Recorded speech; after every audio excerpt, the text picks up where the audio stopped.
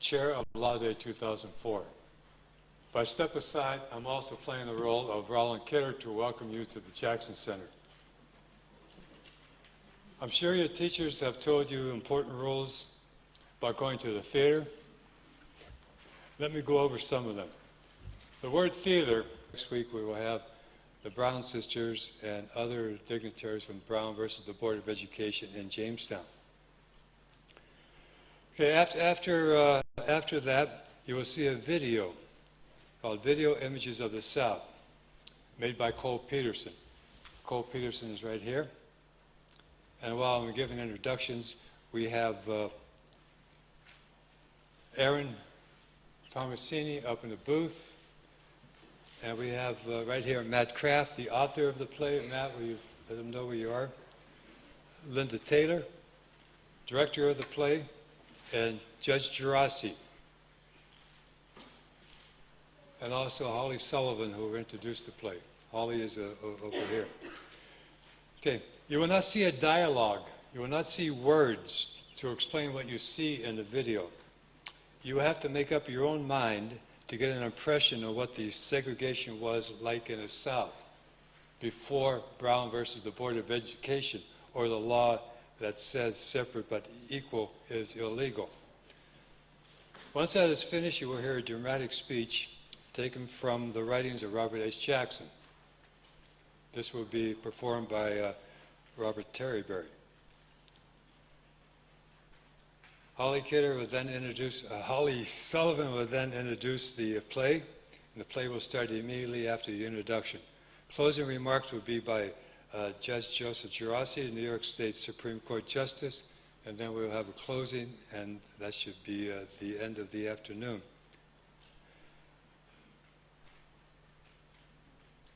Now we're running a little bit early, so I guess my words right now are, may we have the video, please?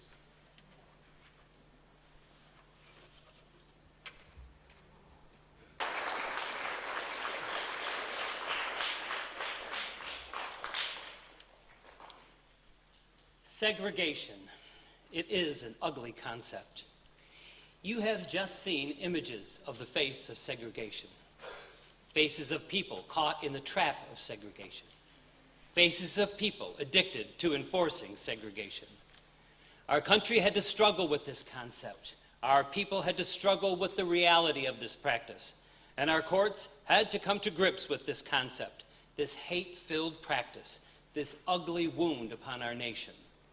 For some 50 years, we lived the folly of separate but equal, whereby we would enroll our white students and our Negro students into separate schools, but oh yes, they would be equal. Every student would have an equal opportunity to learn in a school equal in size, with equal class offerings and equal curricular activities. The Negro students would be as welcomed into the educational process as the white students, and each community, each school district would ensure the equality of the education that would be offered. And some people actually thought that this would work, that this equality would naturally occur, that the goodwill of citizens would make it happen, and that each person, each taxpayer, each public official would, in all good conscience, uphold this highly prized concept of separate but equal. And ultimately, each student, safe in his separate and equal school building, would learn and grow and prosper. But think about it for a moment. Could two schools be equal but be in different places, with different students, different faculties, different administrations? If considerable emphasis were to be put on making them equal, that would waste a great deal of time. If two of everything had to be purchased so that each school could have one, that would waste a great deal of money. So much emphasis would be put on the nonsense of equalizing that somewhere in there, the welfare and education of students could be forgotten, and the main business of the educational system would be to make everything equal for everyone, but separate. The responsibility of educating our youth would take a backseat to the chore of equalizing our school buildings. But ensuring equality wasn't a concern when separate but equal was in effect. It wasn't a concern because little attempt was made to ensure that there was equality and everyone suffered. Imagine children being able to play together but not go to school together. Not only would this act of separating be time-consuming and money-wasting, it would be damaging to the minds of the students in each of those separate and yet supposedly equal schools. It is my opinion, and I believe that I speak for the other justices on the Supreme Court, when I say that the concept of separate but equal was merely a tool of the segregationists, and it was a concept that had proven to be invalid. The Supreme Court had, in many other cases, recognized that conditions within our country had changed, and that the court, therefore, struck down statutes that were once held to be constitutional.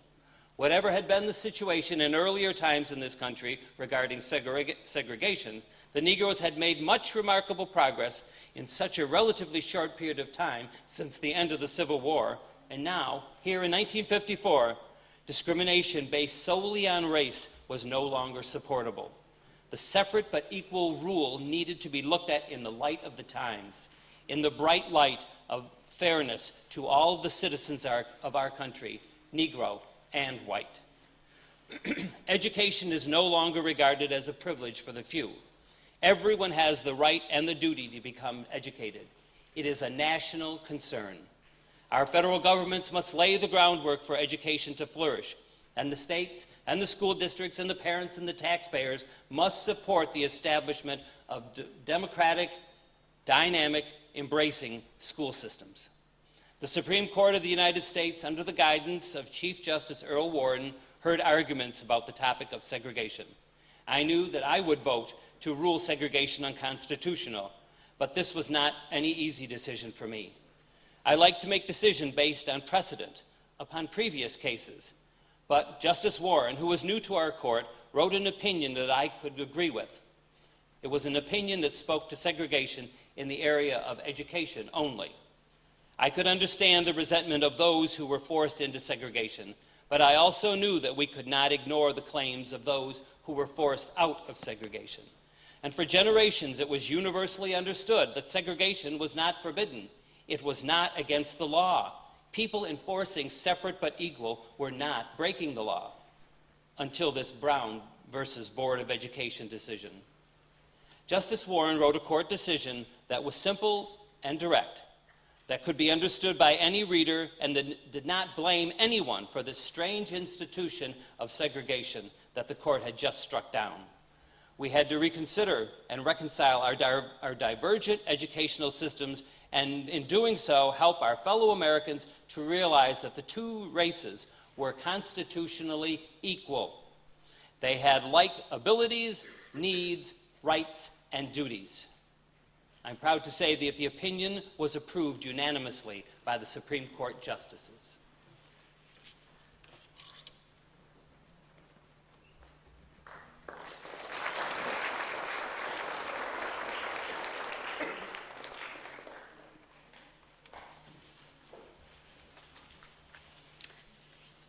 And I'd like to tell you now about the play you're about to see. Remember, it was written by Matt Kraft. Matt is one of the founders of Bunbury Theater and also an actor. And I understand, Matt, you wrote it just for this occasion. Is that correct? Yes, great. And it's being directed by Linda Taylor. Now, Linda is a former Jamestown teacher. And this is your second production, Linda? Good for you. We're looking forward to it. The name of the play is What Daddy Says. And it's set in the 1950s in this country. Joe Morgan is a wise, old black man from Mississippi, separate but equal Mississippi. Joe has decided to register to vote, but by doing so has affected the balance of life for his bright, spunky granddaughter named Ruby. Ruby is teased and physically attacked by the white children and somewhat ostracized by her fellow black friends because of Joe's audacity to push the limits of African American rights. In this short play that you're about to see, What Daddy Says, we have an opportunity to take a look at the difficulties facing blacks and whites that tried to break the social restraints that plagued America in the first half of the 20th century. So this happened about 50 years ago. Through the eyes of young people, we realize how dishonor, prejudice, and racism are ingrained by the lessons we learned from listening to our elders. Enjoy.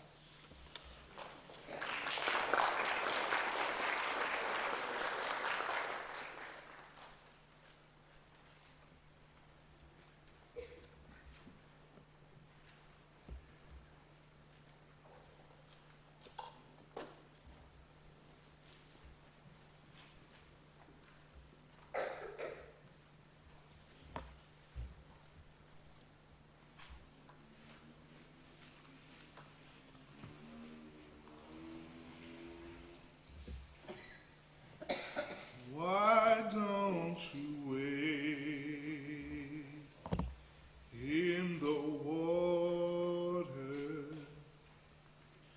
Wade in the water, children, wade in the water. God's gonna trouble the water.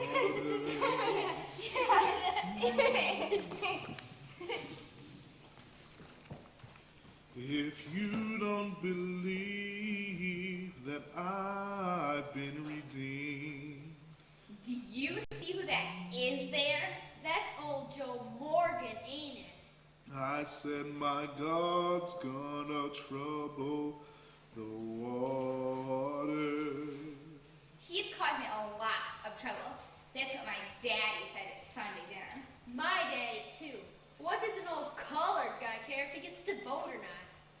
I want you to follow him on down to Jordan Stream. Daddy says he has to pass a test about the Constitution first. Else he can't vote. White folks don't have to. Just colored. Well, at least we know he won't be getting to vote then, will he? They wouldn't let no colored pass that test. I'll tell you that. I said my God's gonna trouble the water. If he did, I suppose the lynch mob be out, wouldn't they? Yeah. You know that chilly water is dark and cold. I know my God's gonna trouble the water. You know it chills my body, but not my soul. I said my God's gonna trouble the water. What are you guys playing at? We ain't playing at nothing. We're trading marbles. Can I watch? She wants to watch. Don't that beat it? We don't need no slack-colored girl watches now, do we? I figure you don't, probably. Look at her books. Those are school books. They look like some ours the school was using for ages and got thrown out. Lucky they get books at all, what my daddy says. It's all my school has. What'd you expect? Negro kids in Mississippi don't need to know how to read, do they? What good would it do you? Because they have to end up paying more. That's what Daddy says. And the Negroes in Mississippi don't need no more money as it is. That's what my teacher says. Y'all got enough. We ain't got anywhere near as much as you. And you ain't never should. You got enough. Come on. Let's go find a bench for the ones for the colored people ain't so close. Hey, Ruby, how's Granddaddy's favorite girl? Oh, stupid white kids is all picking on me again. Giving you a hard time? Just like normal. Usually I don't even try talking with them because I know they'll act that way. Well, why today? I don't know, Granddaddy. I guess maybe because all my friends is picking on me too. Nobody likes me now since... What is it? It's your fault! All of it! Oh, Ruby!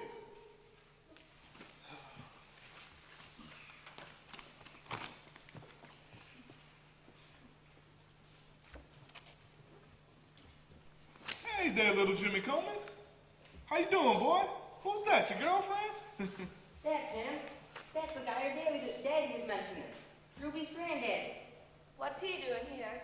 Jimmy, what's wrong, son? I'm sorry, Mr. Morgan, sir. I can't talk to you no more. Why on earth? My daddy said he saw your name in the paper, Joe Morgan. registering to vote. My daddy says you're causing trouble you don't need around here. You ain't gonna sell you no more grain down at the co-op. Well, you tell your daddy, little Jimmy Coleman, and yours too, little girl, to hold their heads up high like proud black folks. I ain't ashamed of nothing I done, and you tell them I intend on voting too. They can fight against me, or they can walk alongside me. It don't make no difference. Daddy says well, there's more than look at. It's Mississippi, Joe. Daddy says we just ain't ready for change yet. Maybe she's moving up to New York or Pennsylvania. It might be safe for us all. They don't need me in Pennsylvania. I'm needed right here in old Mississippi. And so are you, little Jimmy Coleman.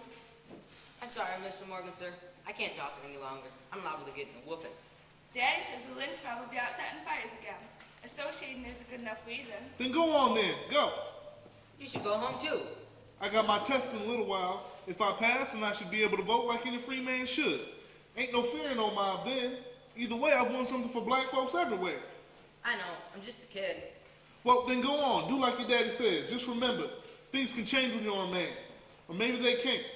It just depends on what type of man you'll turn out to be.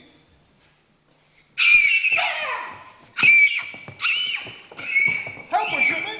Won't you? I'm sorry, Joe. Daddy says I'm sorry. Hey, y'all get away from my little girl. You hear me? You ain't nothing but old Negro. I don't want to ever hear y'all lay a hand on her head again. You hear me? My daddy's gonna be awful sore. He don't want no collar guy touching me. Where'd you get your tongue, boy? Let me go or you'll be sorry. Real sorry. Granddaddy, please, I'm okay.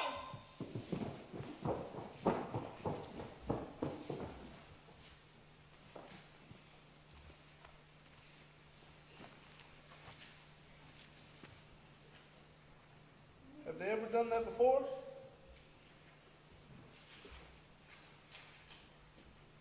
Well? Oh, I see you're not speaking to your old granddad. Well, that's all right. As long as you're okay.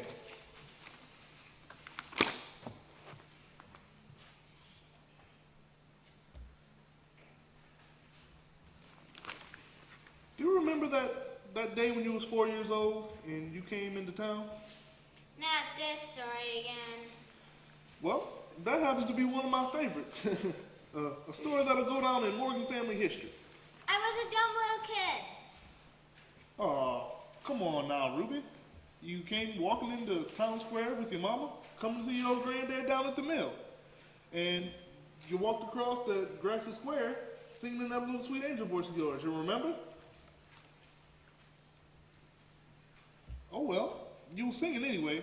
Your mom and I was talking on the bench, just like this one, talking about lunch hour away. When all of a sudden we noticed you taking off your black little shoes and your pretty red hair ribbon and letting them all drop down to the ground. All you was wearing was your pretty white dress and your pretty white socks, the one with the frills on them. Once you was wearing all white, you marched right up to the nice sparkling water fountain, read the sign that says whites only, and you took a nice long drink. Until that mean white man hollered and chased me away and threatened to whoop me. But you didn't run away crying though, did you, Ruby? No, sir. Not my little Ruby. You wiped your mouth and wiped it clean, using your best manners before you stepped down. Wasn't doing nothing wrong in your mind. Jump back, Sally, Sally, Sally, walking up the alley, alley, alley. What's that? Jump back, Sally. That's the song I was singing that day. That's right, I remember. Why are you doing all this? On what? Trying to vote. What does it matter to you? Well, they say that we are free people now. And they say that slavery don't exist no more. But I say it still does. Maybe not like it was before, but something different. Something worse almost. I'm free to have a job that pays a wage. But I'm not free to make a say on how much tax or pay is put on that wage. I'm free to walk around in public. But I gotta sit on benches like this that are broken and may give me splinters. Because I'm not free to make a say about someone doing something about it. You see, if I don't get to vote, if black people don't get to vote, then our children and your grandchildren will still be drinking from different fountains. And they'll still be called colored people, not just people. And just because they want to go to a school where the pages ain't missing in their books. You see, Ruby, I don't have any money or wealth or none to leave my family when I go. But I can leave them dignity. And you're right. Whether I do get to vote or I don't ever get to vote, it don't do nothing for me. But it does a whole lot for you in the long run. Or it will anyways. You really believe that? Of course I do. The good Lord didn't bring us this far to stop us from going on. Granddaddy, Yes, Ruby? I hope you pass that test of yours. I do too. And if I don't, you'll help me study try again, won't you? Only if we can have a party with ice cream after you pass. Deal. Well, it's getting that time. I better get to the courthouse. I don't want to be late. I love you, Granddaddy. I love you too, Ruby. Well, here I go. Wade in the water. Wade in the water, children. What's that book? Are you talking to me? Yes, what are you reading? The Mississippi Constitution. What about yours? Geography. Yuck. I've never seen you before. I don't live around here. My daddy had to come to the courthouse so I come with him. Why do you have to come to the courthouse? He's mad. About what? I go to school in one of them integrated schools, first one in Mississippi. It was in the newspapers and everything. Oh, he says they should go back to being all separate, right?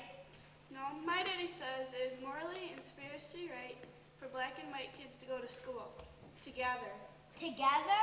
He's got to walk me to school every day because people are seen outside yelling swears and making threats. Other people think what my daddy says is wrong. My granddaddy tried to vote and it was the same thing. You'd think black folks would have been happy. Some wasn't. They've been giving us a hard time. I'm Pam. I'm Ruby. What do you think? I think I wish there wasn't any difference. Well, do you think there is a difference? We're all different. I guess we're all the same that way, ain't we? You might not want to stay on my bench too long. You'll get knocked out by all the white kids coming by. I don't mind, so long as you don't mind by getting mocked out by all the black kids for sitting with a silly old white girl. Deal. My daddy says this is how change starts anyways. How's that? Not in some office or in some speech by a politician. Those help, of course. But the real change comes when people just sit on a bench somewhere like this and get to know each other. Is that why they give us separate benches in the first place? Maybe. Maybe. Hey, do you know any good skip rope rhymes? I'm all out of them. Do I ever? Come on along with me and I'll teach you some.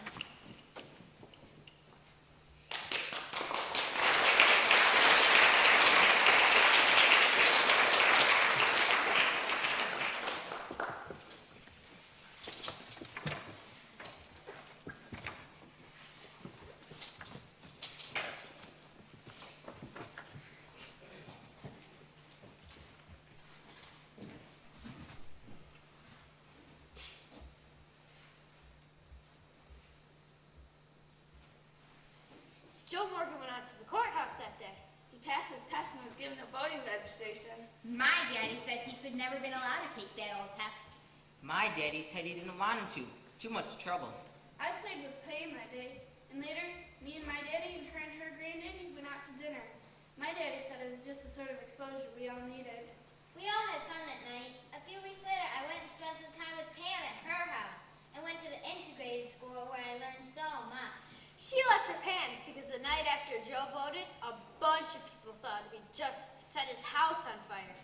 Joe couldn't get out. My daddy said it was horrible, unjust, and... My daddy said it was just what he deserved. But I couldn't see how burning someone to death is better than them voting, no matter what the color. My daddy said he believed in Joe after that.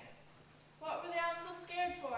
After we buried Joe, People got real determined, and suddenly, my daddy said all black folks should register to vote. There was a lot of anger after that. My daddy said all these color freedoms just ain't why. Right. When I asked him why, All he said was, 'cause it ain't. That's not very convincing, is it? My daddy said that he was just going to keep lynching and burning if the blacks kept on trying to vote. I asked him to stop, but he told me that he couldn't. We never stepped back being violent. We just kept trying to vote. We're trying to get into some of them better white schools. After a while, I stopped listening to what my daddy says. And when I would turn 18 years old, I stood at the top of the county courthouse with Pam. Both of us registered to vote. There was no test, no nothing for Ruby, just a card to fill out like me. Granddaddy left me with what he promised he would. Better choices, better freedoms. I'm awful glad that enough kids stopped listening to what Daddy said. It always felt awful being mean like that. I wonder if Granddaddy is proud. He should be, looking down at all that's been accomplished. He should be. Ruby Bee, Ruby Bee, you are a woman, now that I can see. Did they know what you knew? Is that color can't be used to separate the two.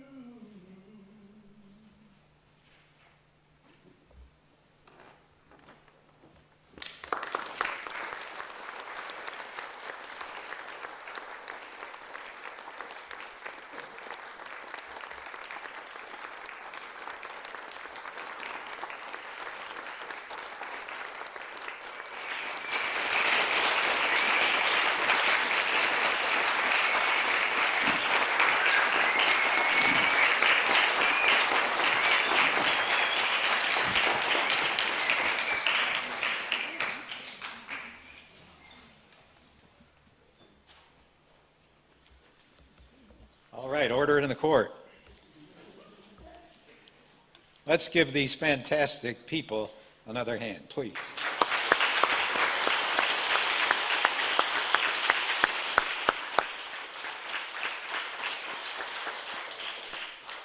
Also want to give a hand to the author, the writer of this performance. He did this on his own. He's a man who went to school in Bemis Point, went away for a while, and then came back to the Jamestown area because he loved it so much. Matt Kraft.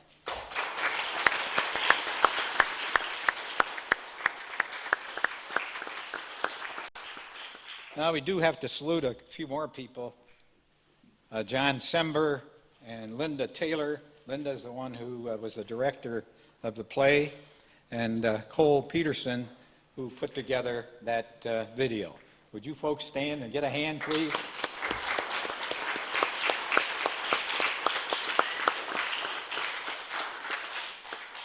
My remarks are going to be like chapters in a book.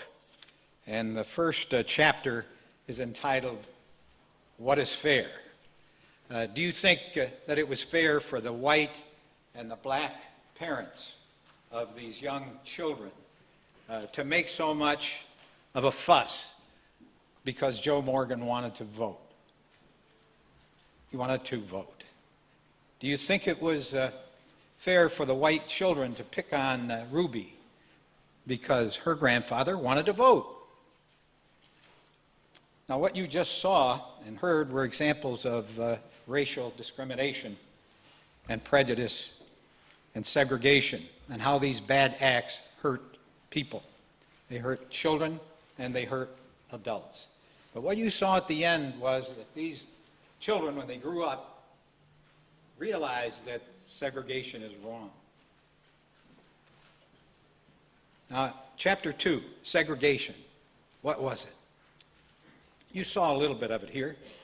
But segregation was a law that, and laws that made it illegal and punishable by jail or fines for blacks to use the same restaurants as whites. It made it illegal for blacks to drink out of the same drinking fountains for whites. They had separate drinking fountains. And if you remember the photo that Cole Peterson took a picture of,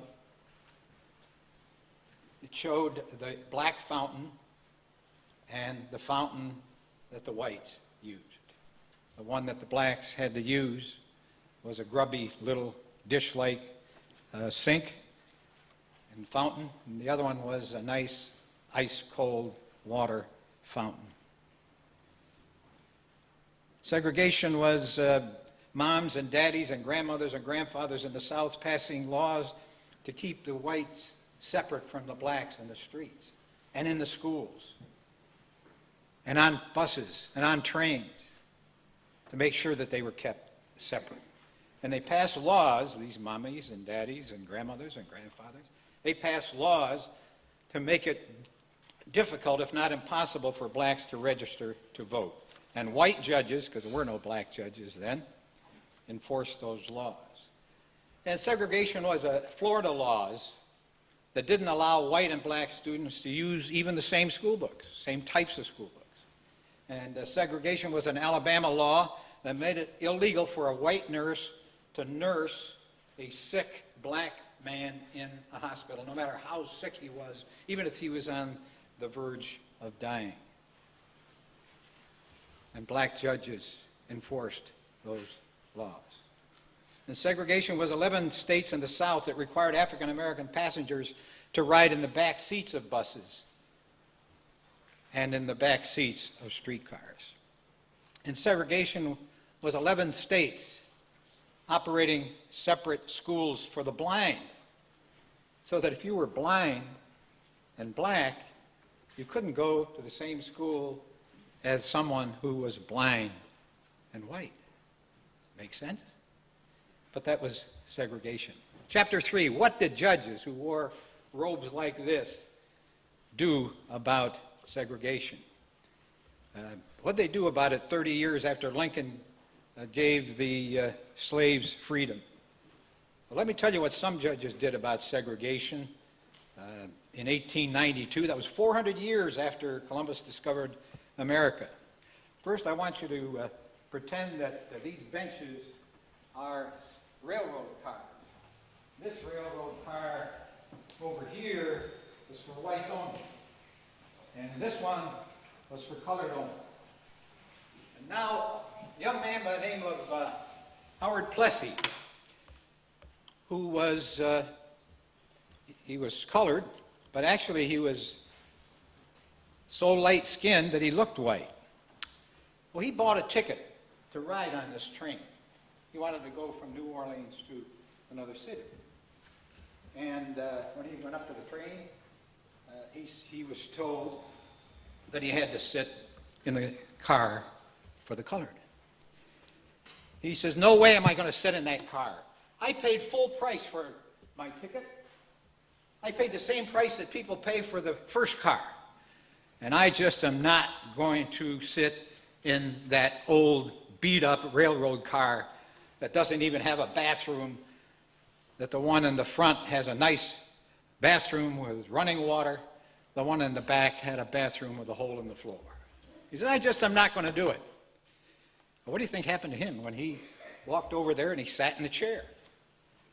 Well, it wasn't long before he was grabbed, taken to the jail, and then he was tried in a court by a white judge in a black robe, and the judge found him guilty and said, you're going to jail, and you're going to be fined.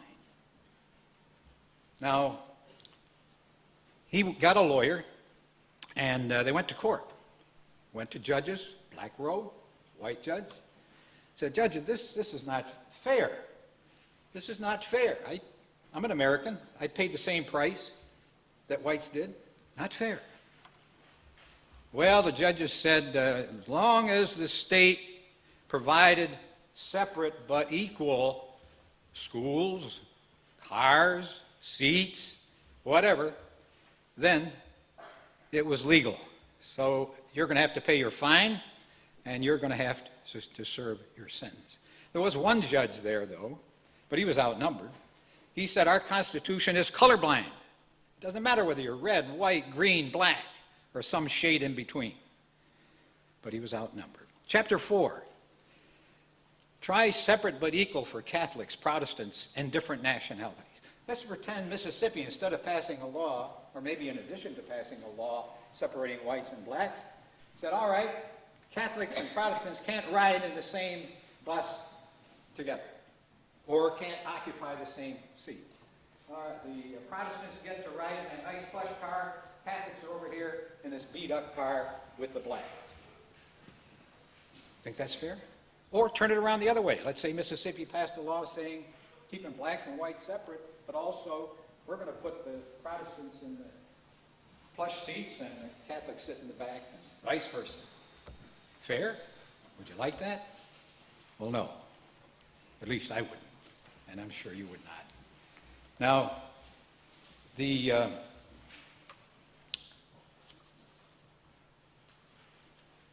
next chapter, that was the separate but equal in those days. Next chapter is Linda Brown and Harry Briggs' stories. Little Linda Brown, and by the way, she's coming to Chautauqua County next week, and she'll be here as well. She's no longer a little girl, because what happened to her and happened to Harry Briggs happened a long time ago. But I want to tell you about the two people.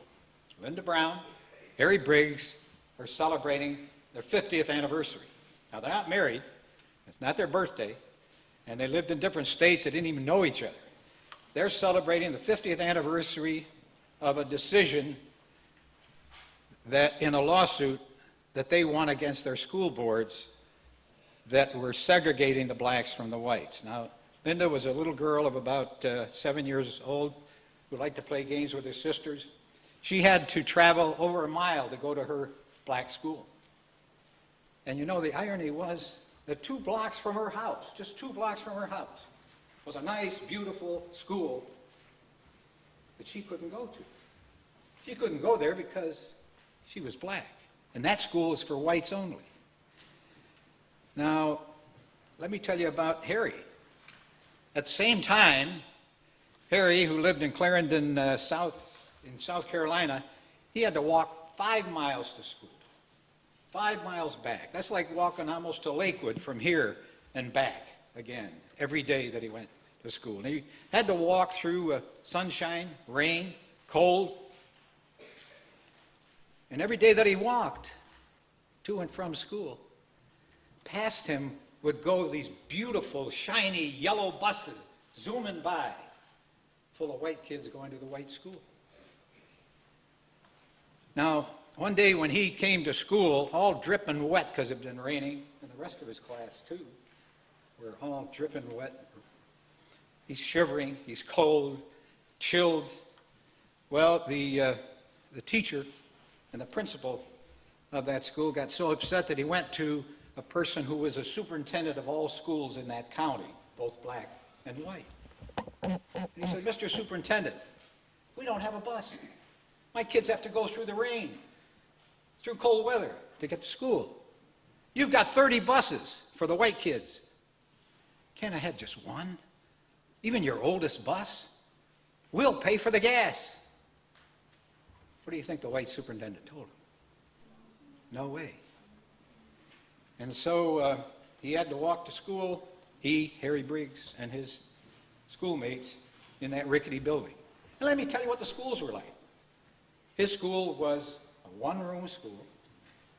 Kids of all grades were in that school. No toilet in that school. Kids had to go into it. If they had to go to the bathroom, they had to go to an outhouse. Any of you know what an outhouse is? Yeah, I see a few heads out there. You can tell the rest, but it's just a little dinky shed. It's got a seat in it with 2 holes, a wooden seat, and a door, and that's about it. For water, they had to drink out of a bucket with a little scoop. The white school had indoor facilities, running water, had a library, had everything that you have in your schools today. But he couldn't go to that school. Those white kids were taken on the buses to schools like Southwestern and like Jamestown Elementary Schools, Washington, Jefferson, Lincoln, Faulkner Elementary Schools. But he had to go to school in that one-room school. All right, let's now talk about what happened after that. The title of the next chapter is What Harry Briggs' Parents and Linda Brown's Parents Did About It. Harry Briggs' father was really ticked off. He said, I served in the Navy. I went to war. I fought for Americans, white and black, so that they could be free. I didn't fight for my son to be a second-class citizen. And so they went to lawyers, and they went to court, and they went to ask judges, including Judge Robert H. Jackson, for justice under the law. And their lawyers said, our pledge of allegiance to the flag of the United States of America says liberty and justice for all. And our Constitution and the 14th Amendment says that we're entitled to equal rights, equal protection of the laws, regardless of the color of our skin. And the lawyers for the school in the states of Mississippi said, well, wait a minute, judges. Wait a minute, Judge Jackson and all the rest, Judge Warren. There's a law in the books now in the form of that Plessy case that said separate but equal is okay. And so separate and equal should be okay now in the schools. And the lawyers for the parents and Harry and Linda said, hey, what is equal? We don't even have one bus, and they've got 30. What is equal when we have a water bucket and tin cups to drink from, and the white school has drinking fountains and running water? And what's equal when the black school is just one big room in a beat-up building, and the school for whites is modern? It has a modern laboratory, and the only laboratory in the school for blacks was a little closet that the janitor used on occasion as well. And what is equal when the white school has indoor toilets and the black school children have to use an outhouse or back house? Besides, though, even if the schools were equal, identical, it's not American to keep people separate. It's not American to force people to be separate. What is to stop, if it was legal, what is to stop them from saying that Italians Americans, Japanese Americans, American Jews, the Hispanic Americans, and Polish Americans or Irish Americans have to be kept separate too? If you allow it for black versus white, it can happen to these other nationalities. Well, what did the politicians say? That's what chapter 7 is. What did the politicians say? George Wallace, who was a governor, he prevented 2 black students from entering the University of Alabama. And he shouted, I say segregation now, segregation tomorrow, and segregation forever. And even after the slaves were freed and declared to have equal rights, Benjamin Humphreys, who was a governor of Mississippi, said, ours is and ever shall be a government for whites only. And he saw to it that black codes became law in Mississippi. And then there was a senator, U.S. Senator Theodore Bilbo. I remember him back, I was about your age, I think. He said, I am calling upon every red-blooded American who believes in the superiority and the integrity of the white race to get out and see that no Negro votes. And the best time to do it is the night before election. Well, this is not said in any way of humor, but God, I think, got even with Senator Bilbo. Not long after he made those kind of remarks, he died from cancer of the mouth. But unfortunately, the words that he uttered through that mouth lived after him. A man who fought to allow the Joe Morgans to register, an activist, Medgar Evers, was shot in the back and killed in May of 1963 because he was working so hard to get blacks to register and vote. So separate but equal then meant that some people were more equal than others. Well, what did these judges do? That's chapter 8. The judges listened to the lawyers for the Brown family, the Briggs family, and the other African-American families. And the judges, including Judge Jackson, said, you folks are right. Segregation is wrong. Segregation is unconstitutional. Segregation is illegal. And we agree that the Constitution is colorblind, and we intend to keep it that way.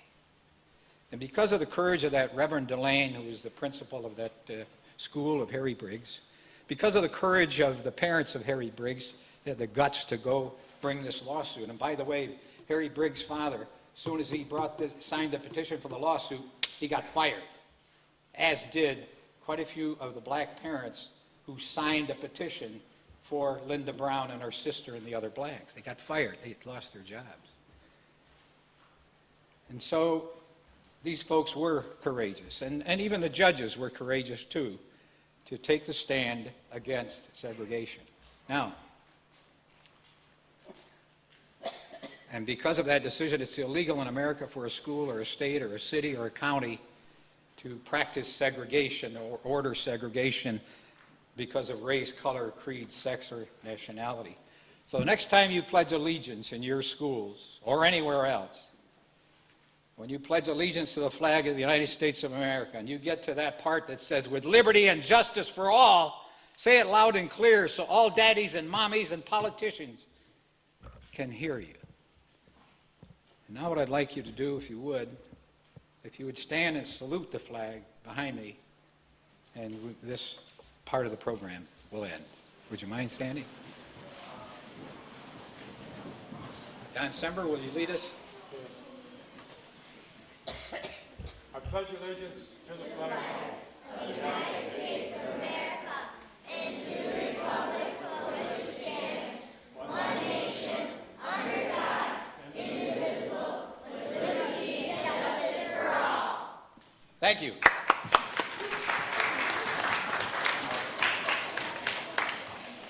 By the way, for those of you that think this never could have happened here, I've got a piece of paper in my hand which is what they call a deed. A deed is an instrument that people use to transfer land and houses to one another. Well, this is a deed back in 1938, August 16th. And it's a deed of property in the town of Bustye, in an area they call Cottage Park. And this is what the deed said after describing the property.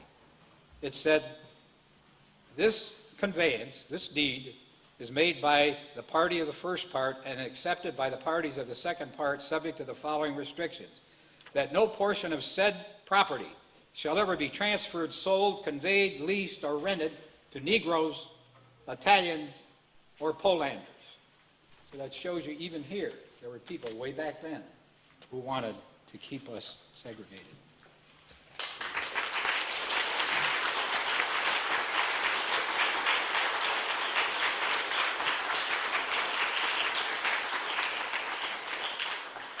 Thank you, Judge Gerasi. That was an outstanding and tremendous closing remarks. Excellent, excellent.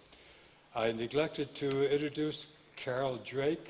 Carol is the official representative of the Jackson Center this afternoon. Let's say a few words, Carol. Oh, thank you.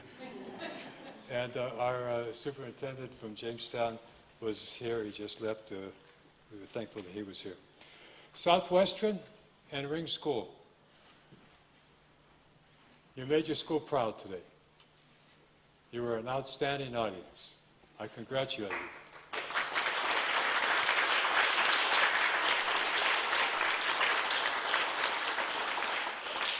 Teachers, I congratulate you for preparing your students to come here.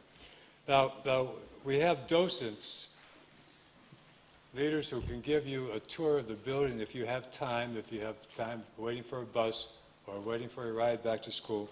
We have people who can give you a tour of the building. Only thing we need is, they don't know this yet, do they? Only thing we need is for you to signify that you have a group of 10, 15, or 20 who can go through with the docent to find out some of the history of this building and see some of the changes, and it'll tell you many interesting things. Other than that, thank you very much for coming.